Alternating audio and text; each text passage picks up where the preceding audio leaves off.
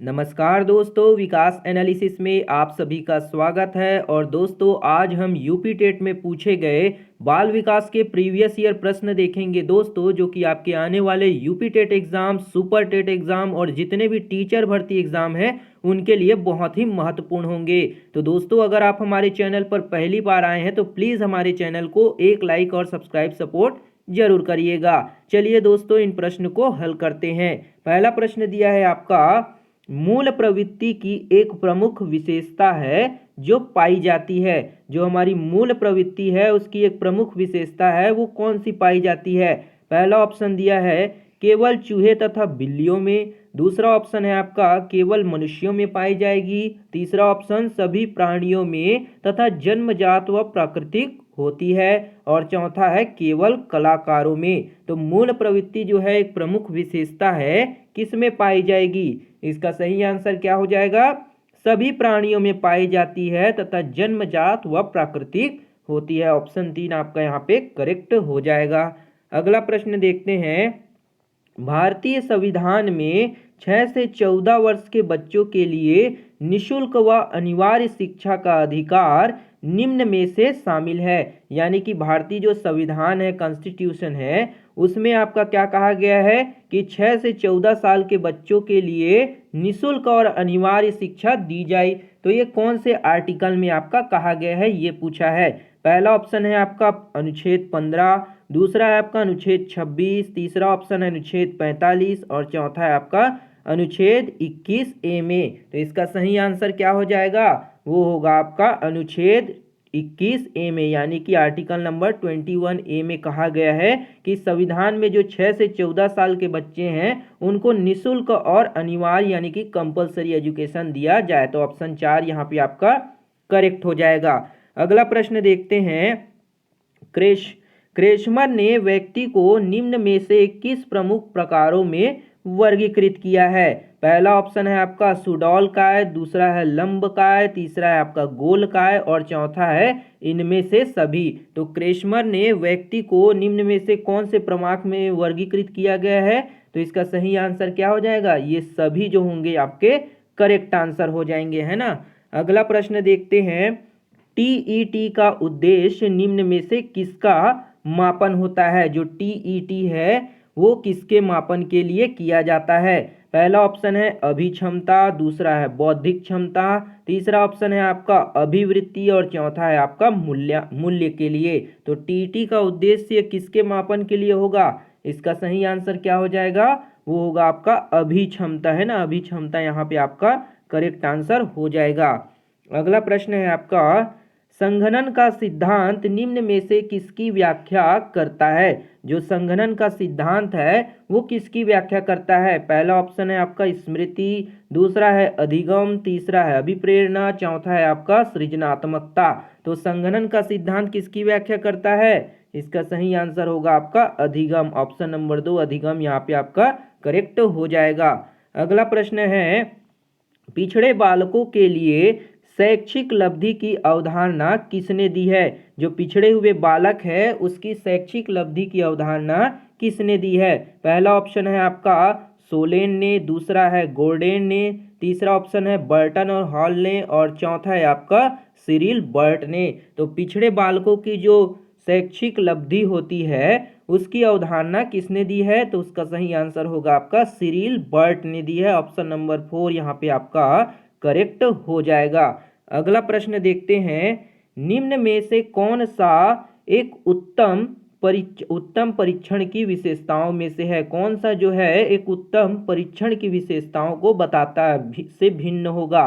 पहला ऑप्शन है वैधता, दूसरा है विश्वसनीयता, तीसरा ऑप्शन है वस्तुनिष्ठता और चौथा है आपका अभिक्षमता। तो इसका सही आंसर क्या हो जाएगा? वो होगा यहाँ पे आपका अभिक्षमता। ऑप्शन नंबर 4 अभिक्षमता करेक्ट हो जाएगा। अगला प्रश्न देखते हैं। निम्न में से कौन सा बुद्धि का सिद्धांत नहीं है? जो बुद्धि का सिद्धांत नहीं है उसको हमें यहाँ पे सही करना है। पहला ऑप्शन है द्वितत्व का सिद्धांत, दूसरा है एक तत्व का सिद्धांत, तीसरा ऑप्शन है आपका प्रत्यागमन का सिद्धांत और चौथा दिया गया आपका बहुत्व का सिद्धांत। तो इनमें से कौन सा सिद्धांत जो है बहुबुद्धि का सिद्धांत नहीं होगा। तो जो बुद्धि का सिद्धांत नहीं होगा वो बताना है, सॉरी बहुबुद्धि निकल गया था, यहाँ पे बुद्धि का सिद्धांत आएगा। तो कौन सा होगा यहाँ पे, वो होगा आपका प्रत्यागमन का सिद्धांत। ऑप्शन नंबर 3 प्रत्यागमन सिद्धांत करेक्ट हो जाएगा। अगला प्रश्न देखते हैं, निम्नलिखित में से कौन अंतःस्रावी ग्रंथि नहीं है। जो अंतःस्रावी ग्रंथि नहीं है उसे पूछा गया है। यहाँ पे आपको साइंस का भी प्रश्न दे दिया गया सीडीपी में, देखिए। तो यहाँ पे कौन सा हो जाएगा, कौन अंतःस्रावी ग्रंथि नहीं होगी। पहला ऑप्शन दिया है पीयूष ग्रंथि, दूसरा है एड्रिनल ग्रंथि, तीसरा है आपका लार ग्रंथि और चौथा है आपका थायराइड ग्रंथि। तो अंतःस्रावी ग्रंथि कौन सी नहीं है इनमें से, बहुत ही इजी प्रश्न है। तो वो हो जाएगा आपका लार ग्रंथि, है ना। लार ग्रंथि जो होती है, सिलेवरी ग्लैंड जो है आपका, अंतःस्रावी ग्रंथि नहीं होगी। अगला प्रश्न देखते हैं, पियाजे के अनुसार संज्ञानात्मक विकास का द्वितीय अवस्था कौन सा है। पियाजे के अनुसार जो संज्ञानात्मक विकास है बच्चों का, उसकी द्वितीय अवस्था कौन सी होगी। पहला ऑप्शन है औपचारिक संक्रिया अवस्था, दूसरा है आपका संवेदनात्मक गामक अवस्था, तीसरा है पूर्ण संक्रियात्मक अवस्था और चौथा है मूर्त संक्रिया अवस्था।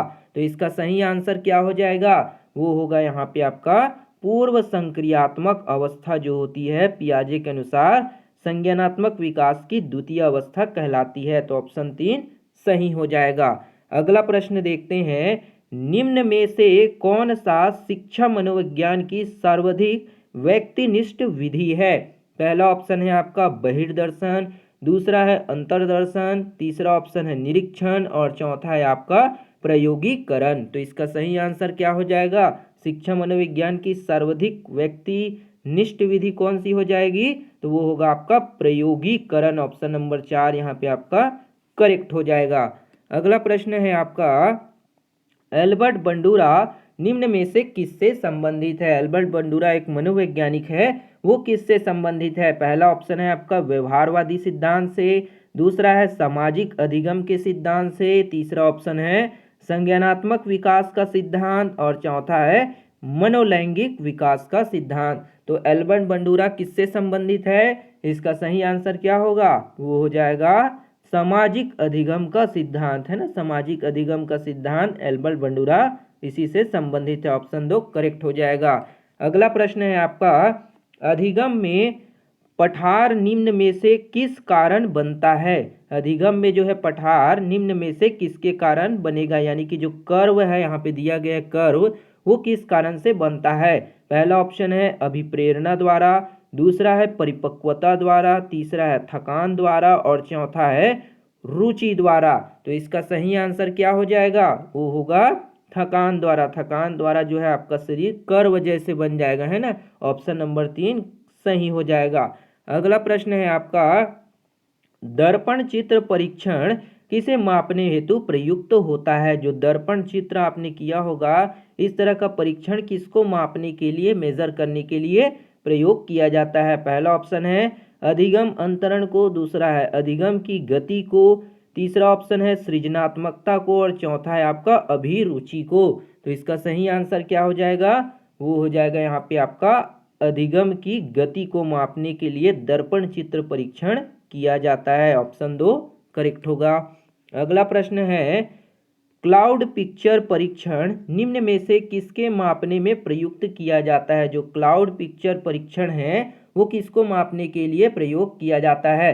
पहला ऑप्शन है आपका व्यक्तित्व, दूसरा है बुद्धि, तीसरा ऑप्शन है अभिक्षमता और चौथा है आपका अभिरुचि। तो क्लाउड टेस्ट किसके लिए किया जाता है, क्लाउड पिक्चर टेस्ट, तो वो किया जाता है आपके व्यक्तित्व यानी कि पर्सनालिटी को मेजर करने के लिए यूज किया जाता है। तो ऑप्शन 1 सही हो जाएगा। अगला प्रश्न है आपका, निम्न में से शारीरिक विकास को प्रभावित करने वाला कारक कौन सा होगा, है ना। सामाजिक जो विकास, सामाजिक शारीरिक विकास है उसको प्रभावित करने वाले कारक को हमें बताना है। पहला ऑप्शन है आपका वातावरण, है ना, इन्वायरमेंट दिया है यहाँ पे, उसके बाद वंशानुक्रम हेरिडिटी दिया है, फिर आपका दिया है क्या यहाँ पे स्पोर्ट्स यानी कि खेल और व्यायाम, है ना, स्पोर्ट्स दिया है और आपका एक्सरसाइज और चौथा है इनमें से सभी, है ना। तो क्या हो जाएगा, शारीरिक विकास को ये सभी कारक जो है प्रभावित करते हैं, यानी कि आपके सभी ऑप्शन यहाँ पे करेक्ट हो जाएंगे। ऑप्शन नंबर 4 सही हो जाएगा। अगला प्रश्न देखते हैं, बुद्धि लब्धि की गणना का सही सूत्र निम्नलिखित में से कौन सा है। जो बुद्धि लब्धि है आपका आईक्यू निकालने का फॉर्मूला वो यहाँ पे पूछा गया है। तो क्या होता है, वो होता है आपका मानसिक आयु बटे में आपका वास्तविक आयु गुना में 100 जो होता है, यही आपके आईक्यू निकालने का फॉर्मूला होता है। तो यहाँ पे आपका दिया है दूसरे ऑप्शन में मानसिक आयु बटे में क्या है, वास्तविक आयु गुना 100। तो ऑप्शन 2 करेक्ट हो जाएगा। अगला प्रश्न देखते हैं, विचारात्मक चिंतन की चर्चा निम्न में से किसने की है। जो विचारात्मक चिंतन है उसकी चर्चा किसने की है वो हमें बताना है यहाँ पे। तो पहला ऑप्शन है रॉस, दूसरा है डीवी, तीसरा ऑप्शन है वुडवर्थ और चौथा है ड्रेवर। तो विचारात्मक चिंतन की चर्चा किसने की है, तो वो होगा जाएगा आप एक आपका कौन सा हो जाएगा, तो किसने की है विचारात्मक चिंतन की चर्चा, तो वो की है आपकी डीवी ने, है ना, जॉन डीवी जो कहते हैं, उन्होंने विचारात्मक चिंतन की चर्चा की है। दोस्तों अगर आपको इनके आंसर पता होते हैं तो आप जो है हमें कमेंट बॉक्स में जरूर करिए, जिससे आपकी प्रैक्टिस जो है होती जाएगी और आपको इन प्रश्न जो है याद भी रहेंगे। अगला प्रश्न है आपका, आगमनात्मक तर्क के स्तरों में कौन शामिल नहीं है। जो आगमनात्मक तर्क है उनमें जो शामिल नहीं है उसको पहले बताना है। ऑप्शन दिया है आपका प्रयोग, दूसरा है आपका अवलोकन, तीसरा है आपका सामान्यीकरण और चौथा है आपका कल्पना। तो आगमनात्मक तर्क के स्तरों में जो कौन शामिल नहीं होगा, तो वो हो जाएगा यहाँ पे आपका कल्पना, है ना, कल्पना यानी कि इमेजिनेशन जो है आपका शामिल नहीं है। ऑप्शन 4 सही हो जाएगा। अगला प्रश्न है, सीखी गई बात को धारण और पुनः स्मरण करने में असफल होना क्या कहलाएगा। जो सीखी गई बात है उसकी धारण और पुनः स्मरण करने की असफलता क्या कहलाएगी। पहला ऑप्शन है आपका स्मरण, दूसरा है विस्मरण, तीसरा है आपका धारणा और चौथा है आपका चिंतन। तो इसका सही आंसर क्या होगा, वो हो जाएगा यहाँ पे आपका विस्मरण, है ना, ऑप्शन नंबर 2 करेक्ट हो जाएगा। अगला प्रश्न है आपका, 5 वर्ष के मोहन की मानसिक आयु 8 वर्ष है ना। जो 5 वर्ष का एक मोहन है जिसकी मानसिक आयु कितनी है, 8 वर्ष है, उसकी बुद्धि लब्धि कितनी होगी। अभी दोस्तों हमने प्रीवियस जो प्रश्न है उसमें आईक्यू का फॉर्मूला यानी कि बुद्धि लब्धि के फॉर्मूले पढ़े, उसी में इसको रखेंगे तो हमारा आंसर जो है निकल जाएगा, है ना। 5 वर्ष की मोहन की मानसिक आयु कितनी दी गई है आपको, 8 दी गई है ना। और जो आपकी वास्तविक आयु है कितनी, 5 वर्ष है, और गुना कर देंगे अगर 100 से तो यहाँ पे उसकी बुद्धि लब्धि निकल के आ जाएगी, है ना, मोहन की। तो ये होगा 2 बार में आपका चला जाएगा यानी कि 20, और 8 को 20 से मल्टीप्लाई करेंगे तो 160, है ना। तो 160 जो होगा यहाँ पे आपका बुद्धि लब्धि निकल के आ जाएगा। अगला प्रश्न देखते हैं, इनमें से कौन सा आईक्यू स्तर मंद बुद्धि बालकों का प्रशिक्षण योग्य आईक्यू स्तर कहलाता है। तो आईक्यू स्तर से फिर एक बार आपसे प्रश्न पूछा गया है, लगभग 2-3 प्रश्न जो है आईक्यू से पूछने आ जाते हैं ना, आपके जो एग्जाम में है उसमें देखने को मिलते हैं। तो क्या हो जाएगा आपका मंद बुद्धि स्तर के बालकों के लिए आईक्यू लेवल क्या हो जाएगा, तो क्या होगा इसका सही आंसर क्या हो जाएगा, 36 से 49 जो होते हैं ना वो आपके होते हैं मंद बुद्धि वाले, हैं ना। तो ऑप्शन नंबर 3 यहाँ पे आपका करेक्ट हो जाएगा।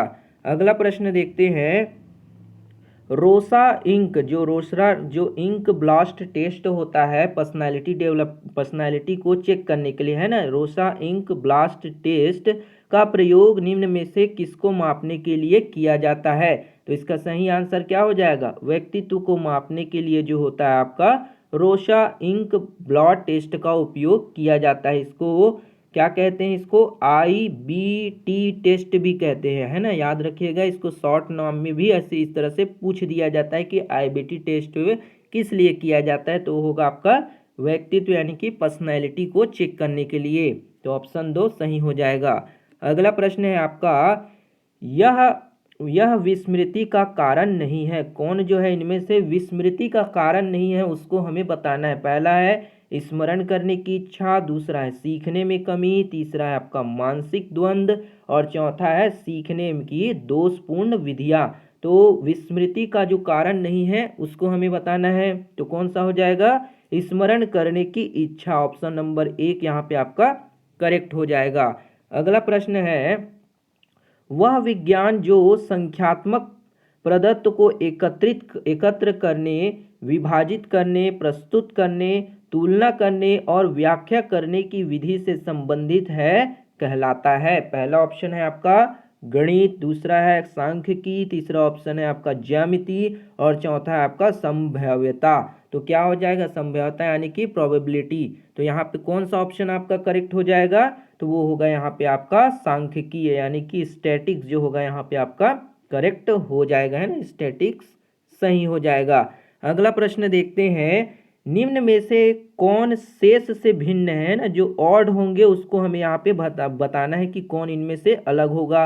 पहला ऑप्शन है 16 पीएफ, दूसरा है टीएटी, तीसरा दिया गया है रेनवे का परीक्षण और चौथा है आपका ड्रॉ ए मैन परीक्षण। तो इनमें से जो भिन्न होगा उसको हमें बताना है। तो कौन सा भिन्न हो जाएगा, रेवेन का परीक्षण, ऑप्शन नंबर 3 यहाँ पे आपका करेक्ट हो जाएगा। और ये जो टीएटी परीक्षण होता है ये आपके पर्सनैलिटी को चेक करने के लिए होता है ना, याद रखिएगा, क्योंकि एग्जाम में पूछा जाता है कि टीएटी परीक्षण किस लिए किया जाता है, तो वो आपके पर्सनैलिटी यानी व्यक्तित्व को टेस्ट करता है। अगला प्रश्न है आपका 7, 8, 9, 10, 11 और 12 का माध्यांक, ये आपके मैथ्स से रिलेटेड प्रश्न आ गया है। मैथ्स का प्रश्न जो है हम बहुत ही जल्दी कराएंगे आपके पूरे प्रीवियस ईयर के। तो यहाँ पे आप इसका आंसर देख लीजिएगा जो कि 9.5 आएगा, है ना। आप कमेंट करके बताइएगा इसको सॉल्व करके, है ना, बहुत ही ईजी प्रश्न है। हम इसको जब मैथ्स पढ़ाएंगे तब जरूर सॉल्व करेंगे। अगला प्रश्न देखते हैं, सूझ या अंतर्दृष्टि के सिद्धांत का प्रतिपादन किसने किया है। सूझ या अंतर्दृष्टि के सिद्धांत का प्रतिपादन जिसने किया है उसको हमें यहाँ बताना है। पहला ऑप्शन है गेस्टाल्टवादी मनोवैज्ञानिक, दूसरा है थार्नडाइक, तीसरा है आपका हेगार्टी, चौथा है आपका स्किनर। सूझ या अंतर्दृष्टि के सिद्धांत का प्रतिपादन किसने किया है, तो वो हो जाएगा आपका गेस्टाल्टवादी मनोवैज्ञानिक, ऑप्शन नंबर 1 यहाँ पे आपका करेक्ट हो जाएगा। अगला प्रश्न है, मैकडूगल के अनुसार प्रत्येक मूल प्रवृत्ति से संबद्ध होता है। प्रत्येक जो मूल प्रवृत्ति है वो संबंधित होता है। पहला ऑप्शन है आपका संवेग, दूसरा है संज्ञान, तीसरा है संवेदना, चौथा है आपका चिंतन। तो इसका सही आंसर क्या हो जाएगा, वो होगा यहाँ पे आपका संवेग, है ना, इमोशन से संबंधित होता है। और कितने मूल प्रवृत्तियां होती है, मूल प्रवृत्तियों की संख्या कितनी होती है, तो वो होती है आपकी 14, है ना, मूल प्रवृत्तियों की संख्या 14 होती है। इसको भी आप याद रखिएगा क्योंकि एग्जाम में पूछा गया है। अगला प्रश्न है आपका, पूर्व अनुभव के आधार पर संवेदना को अर्थ प्रदान करना कहलाता है। जो हमारे पूर्व के अनुभव है उसके आधार पर संवेदना को अर्थ प्रदान करना क्या कहलाएगा। पहला ऑप्शन है प्रत्यक्ष ज्ञान, दूसरा है संवेदना, तीसरा है अभिप्रेरणा और चौथा है आपका कल्पना। तो इसका सही आंसर क्या हो जाएगा, वो हो जाएगा प्रत्यक्ष ज्ञान, है ना। जो पूर्व अनुभव के आधार पर जो संवेदना को अर्थ मिलती है उसको हम बोलते हैं प्रत्यक्ष ज्ञान, ऑप्शन नंबर 1 सही हो जाएगा। तो ये थी दोस्तों आपके यूपी टेट में पूछे गए बाल विकास के महत्वपूर्ण प्रश्न। उम्मीद करते हैं आपको ये वीडियो पसंद आया होगा और ये प्रश्न भी समझ आए होंगे। अगर वीडियो बढ़िया लगा हो तो एक लाइक जरूर करिएगा, शेयर, सपोर्ट और सब्सक्राइब भी जरूर करिएगा। मिलते हैं दोस्तों अगली वीडियो में, तब तक के लिए जय हिंद, वंदे मातरम।